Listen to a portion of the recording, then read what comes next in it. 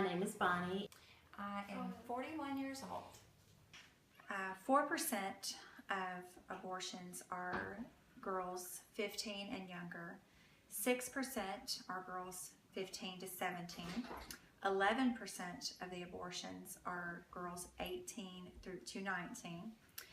33% of women having abortions are 20 to 24, and 24% are 25 to 29.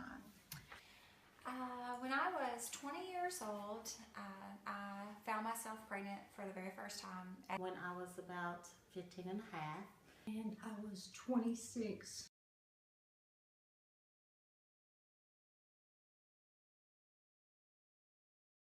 At the age of 20, after being separated from my husband and later divorcing, but we were estranged from each other, I found myself pregnant and very scared and afraid.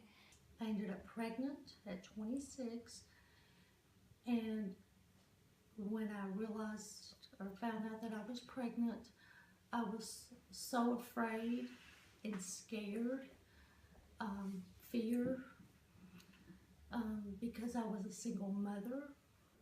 So about 15 and a half, I became pregnant. And the word abortion was mentioned to me, and I felt like I did not have a support system. I felt like I was just in complete fear. So with one phone call, I made a life and death decision. I made a phone call.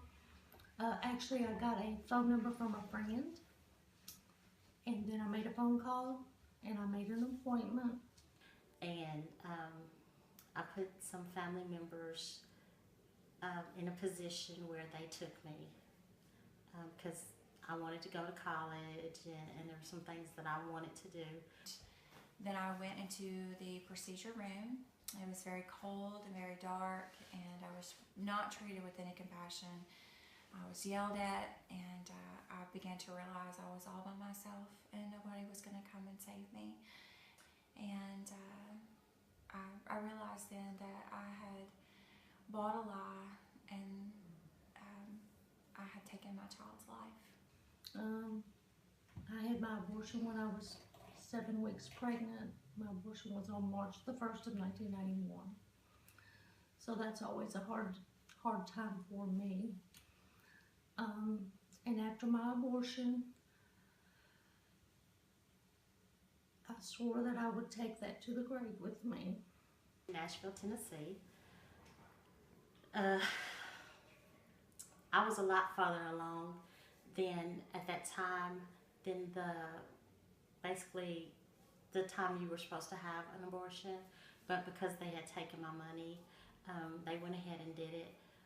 All I had was, they gave me a little nerve pill, a Valium, and then they started the procedure. It was horribly painful. And I remember the doctor yelling at me to be quiet because it hurt so bad. I didn't realize I was screaming. So after the procedure was finished, I went into a recovery room, and I actually hit my knees and asked God to forgive me because I knew what I had done, and I had taken a punishment on myself that I would never get to be a mother again, and that was okay.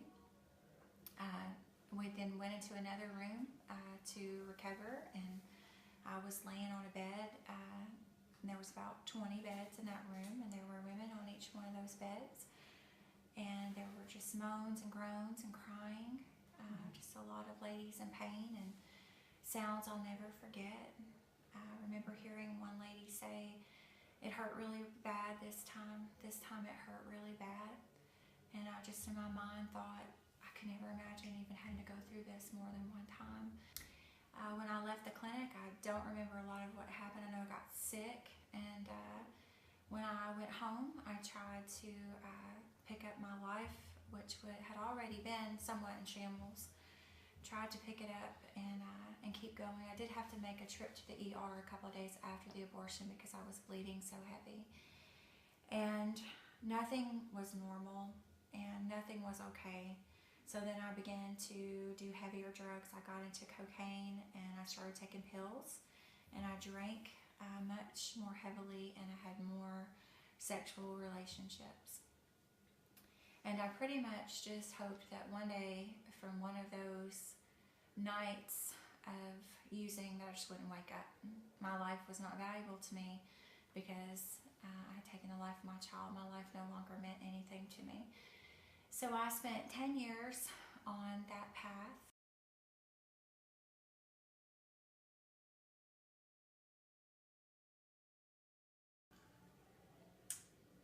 I was, in my mind, I was still dirty. I hadn't forgiven myself for it. So I went through depression because I know my child would have been born around February. February was always a hard month for me. And I carried my secret, my dark secret, in my heart for 21 years.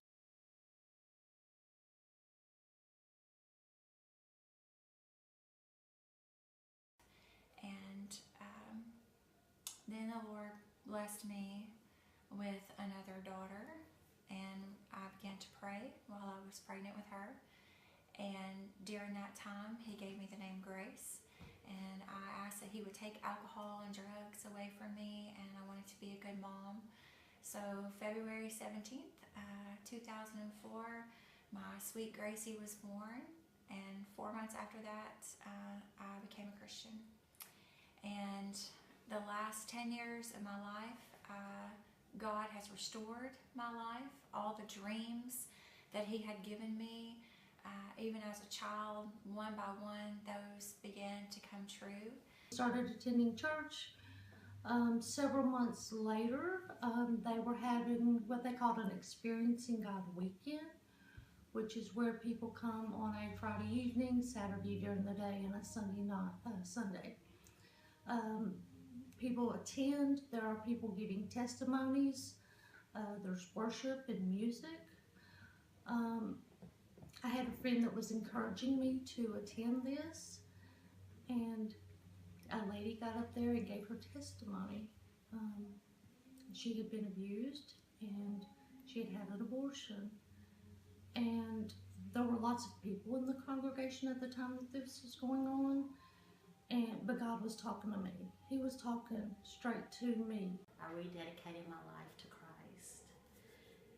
And so He really began to deal with how He loved me and how much He just cherished me, that I was clean, that I was worth Him dying for.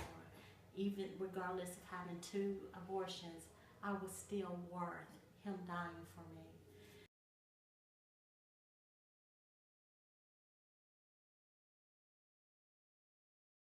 My advice that I would give to women, young girls who are considering abortion, is to get all the facts, to get the truth. A pregnancy care center is there to give you all information. In the age that we live in, with Googling and all of those things, to research and to find out. I did not look up anything, and I didn't ask. I asked one question in the counseling room, and that was, would I be able to have more children? By the grace of God, I did, but that's not always the case. So I just would ask that you would get all the information that you can through the internet, through the Pregnancy Care Center. Reach out to your local church, to your pastor, just anyone that you really trust that would lead you in the right direction, not to make a decision based off of fear. Fear is paralyzing, and it can lead you to something that can devastate you for the rest of your life.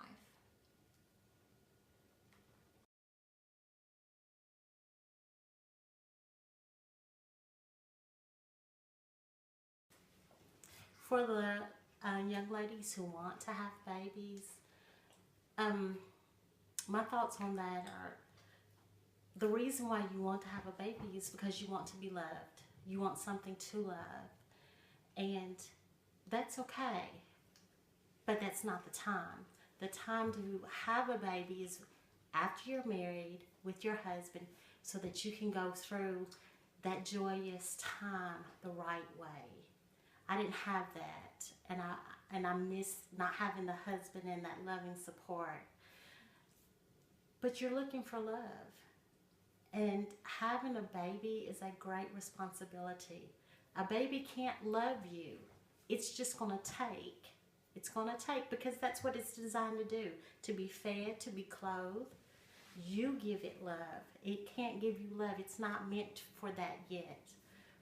So, first find out why you want to have a baby.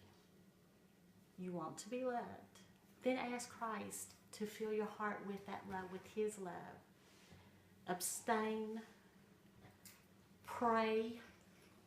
Find a support system, a good friend to say, hey, this is what I'm feeling. This is why I think that way.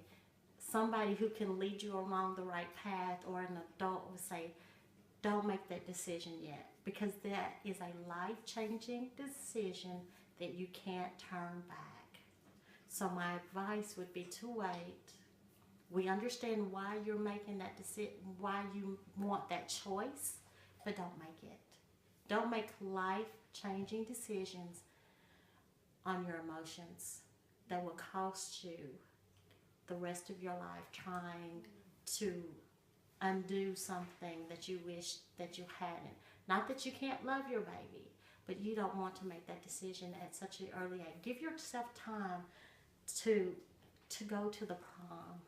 Give yourself time to be able to go to the movies with your friends and not have to find a babysitter, not have to work a job and go to school and take care of a child. Give yourself time to be a teenager. That's my advice to you. Give yourself time to find out who you are, what you want to do with the rest of your life before you make a decision like that.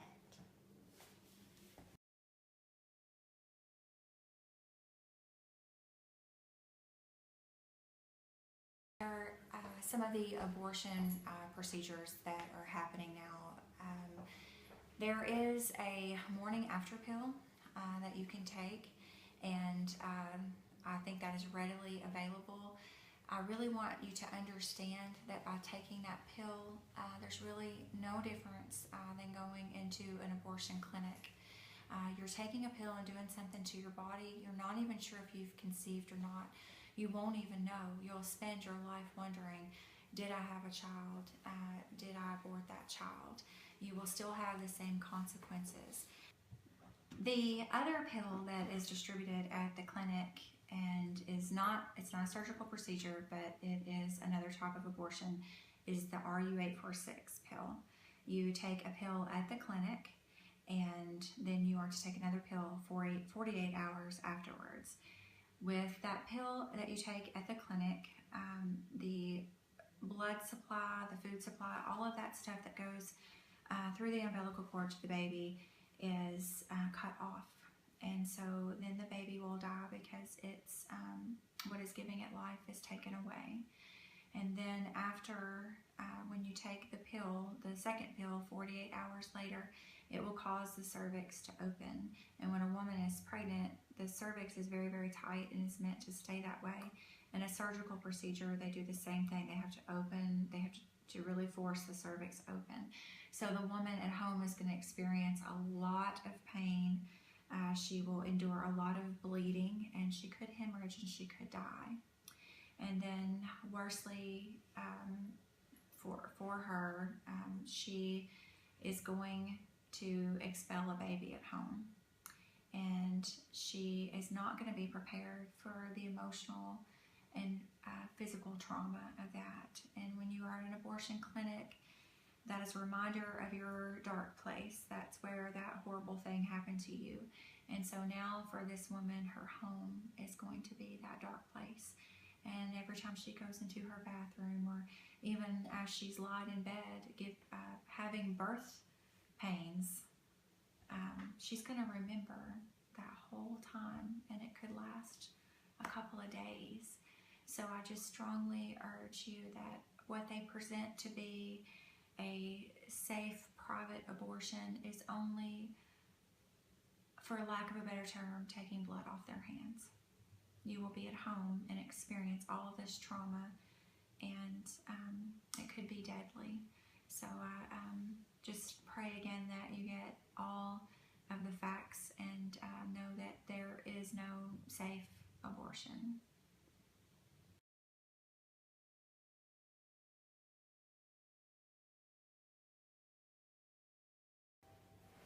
We are pro-lifers. We believe in the sanctity of life. What God told me was just because it's law doesn't make it right. I think that my story, being a woman who's been through abortion, sadly, there's many things in life that we would like to take back, things that we have regrets for, and truly, it kind of goes both ways. This is my only true, real regret, that I don't get to raise my first daughter.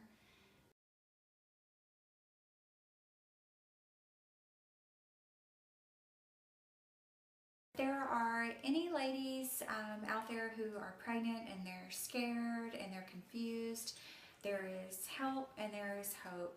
Alpha Alternative is our pregnancy care center in Hopkinsville, Kentucky. The Pregnancy Care Center does not perform abortions, and they do not do referrals for abortion, but we will give you every bit of information that we can, and we are open and honest, and you can ask any questions.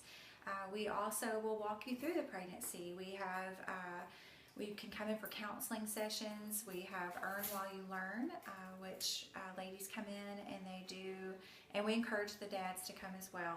And you do parenting classes, and you earn mommy bucks, and you can go shopping in Karen's place and get clothes and strollers and diapers and all of those things. We want to walk through that with you. It's important that if we encourage you and say to you, choose life, we have to hold your hand and walk you through that.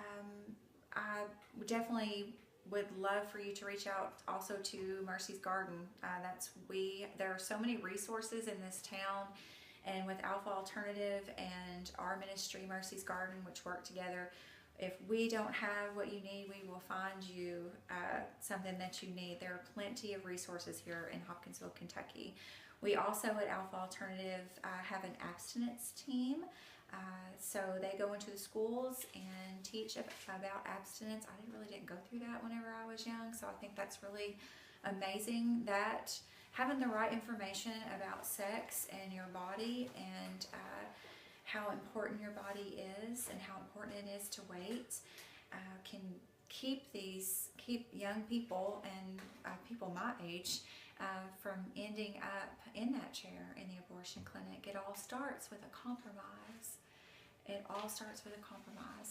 So, and if you are, let's say you're not pregnant and you just were scared that you were pregnant, God can give you a second virginity. He does that all the time. You can decide today that you want something better for your body, and you want to wait until you have, till you're married and you have a partner who will walk beside you.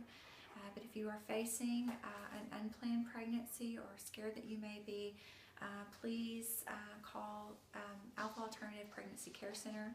You can look us up on the website. Most cities, a lot of cities have a pregnancy care center, and it's confidential and safe. That's the most important part of all. Anything that you come in and share cannot be shared with anybody else, and that is really by law.